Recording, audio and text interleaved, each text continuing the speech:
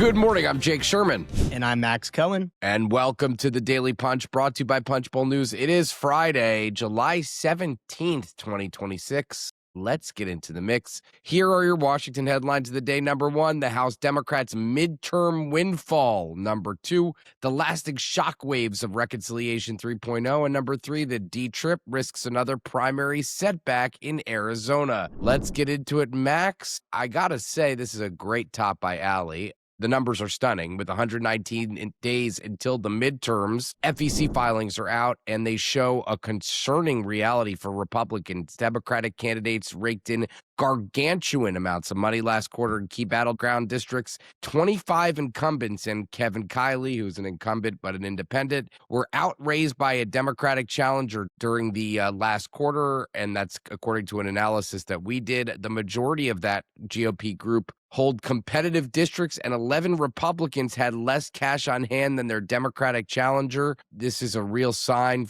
a danger sign for the GOP. Democratic challengers raised more money last quarter than some Senate candidates, and lackluster fundraising by Republican candidates is stretching the House map in Democrats' favor. Max, what do you think? I think this shows the enthusiasm is there on the Democratic side. You know, if you're an angry Democrat, you maybe marched in a No Kings rally. I'm just angry. I'm not a Democrat or a Republican, but I am generally angry. But continue. You know, there's energy out there to oppose Trump. And if you're a base Democratic voter, you know, you might have voted in the primary. But the one way you can affect change is giving money to these challengers. The House is the most likely to flip. And I think these House candidates are seizing on that grassroots fury. A lot of it, which has been pointed at the Democratic leaders. But in a couple of months, it's going to be election season. And this is a real chance for these Democratic voters to send a message. So that's the first thing that shows me enthusiasm with the party out of power, Democrats. Second thing, though, Jake, while this is important, we got the Supreme Court decision, which is going to help some of these Republican incumbents get bailed out by party committees who can buy these ads now at a cheaper rate. So while this is an important story, this cycle, it's not all doom and gloom for Republicans because of what the Supreme Court ruled in the NRSC decision. Yeah, but and also super PACs, right? Yeah. I mean, yes, super PACs buy ad rates at lower rates. There's no question about that. But they also have like more than five times the money that most of these candidates and groups have. Let's run down a list quickly of people who were outraised, Republicans who were outraised. Zach Nunn outraised. Sarah Trone Garriott, the Democrat challenging Nunn, raised $2.2 million. Nunn couldn't break $1 million. Joanna Mendoza, the Democrat challenging Juan Ciscomani in Arizona, raised $2 million to Ciscomani's $1.1 million. Janelle Stelson, her second straight election running against Scott Perry, raised $2 million to Perry's $1.2 million. Christina Bohannon, the Democrat challenging Marionette Miller Meeks in Iowa, raised $2 million to Meeks' $1.5 million. Mike Johnson, by the way, is in Iowa right now with Miller Meeks and all the other Republicans there. Paige Cognetti, the mayor of Scranton, who is challenging Rob Bresnahan, of no relation to John Bresnahan, raised $2 million to Bresnahan's $1 million. And I want to read this, Max, because this part of it just was gobsmacking to me. Kristen McDonald-Rivet, Derek Tran raised 4 to 6 times more than their respective opponents. Amelia Sykes, who got redistricted in Ohio. I mean, the whole state was redistricted, but it should be one of the most competitive seats in the country. That's an Akron-based seat, I believe, right, Max? Yep, that's Tim Ryan's old seat. Right.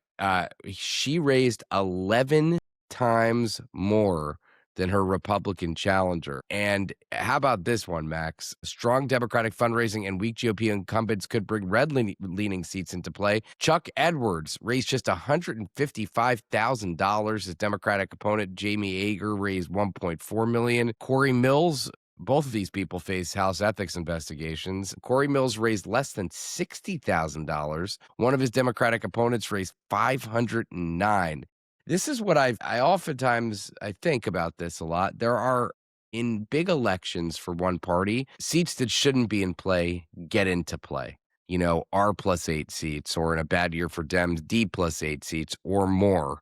I remember 2014, I think it was 2014, going down to the panhandle of Florida in like October because Steve Sutherland, who was an incumbent Republican in a very strong Republican district, was having to be rescued by the NRCC because Gwen Graham was running a really good race against him and Sutherland lost. That's a seat that shouldn't have been in play. That kind of thing could happen in a year like this, where you just get people get on the map that you don't think, that you never thought should be on the map, Max. 100%. And I think the Jamie Ager, Chuck Edwards race is a great example of that kind of sea change. I mean, this is rural Western North Carolina, a seat that Isn't that, it's Madison Cawthorn's old seat, I believe. correct. Yes, it is. Chuck Edwards beat him in that primary a couple years ago, and now he's, as you said, under ethics investigation. Ager is someone who has deep ties to the rural community, and Democrats are really excited about that race. I mean, the big picture here, Jake, is that Republicans ran on lowering costs in 2024. That's why they won the House, Senate, presidency. People are like, things are too expensive.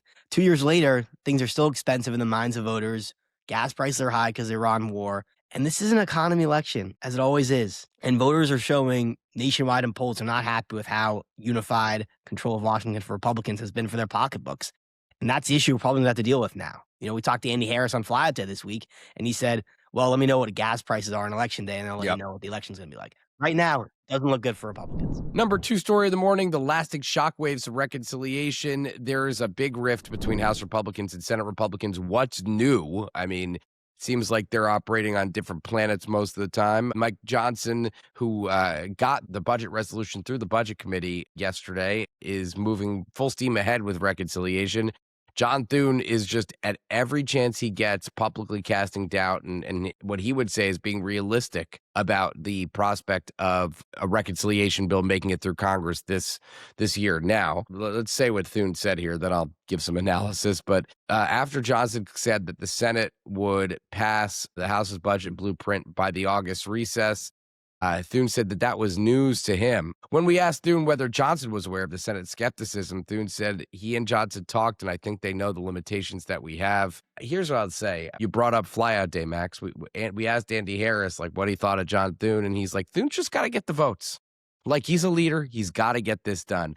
And I'm of the opinion that if the House passes, so here, the timeline is like this. The sequencing is like this. The House has to pass the budget resolution. They say they're going to do it next week. Then the Senate has to pass the budget resolution. And then the House committees could begin marking up the component parts of reconciliation. So, I don't know how that's going to happen. I just think that Thune is going to become under tremendous, tremendous pressure to get this done, because to at least pass a budget resolution, and I'm not sure that there is any budget resolution that could get 51 votes, Max, but, I think there's going to be tremendous pressure here. No doubt. And I think one thing we should note is there's not a lot in this budget resolution, Reconciliation 3.0, about the number one concern for voters, which we just talked about, which is no, let me rephrase. There's zero on that. Let's just be honest. Yeah. This is a bill that's centered on spending $73 million between the intelligence community and the Pentagon.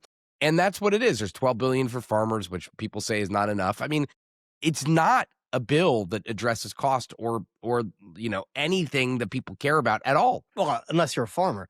But no, I think the general point stands, which is this is an unpopular war currently, and vulnerable Republicans are being asked to foot the bill. And you can bet this is going to be in attack ads all over the country saying costs went up, and your member of Congress, Republican XYZ, voted to send billions for the war in Iran and nothing to, relieve gas prices, et cetera, stuff like that.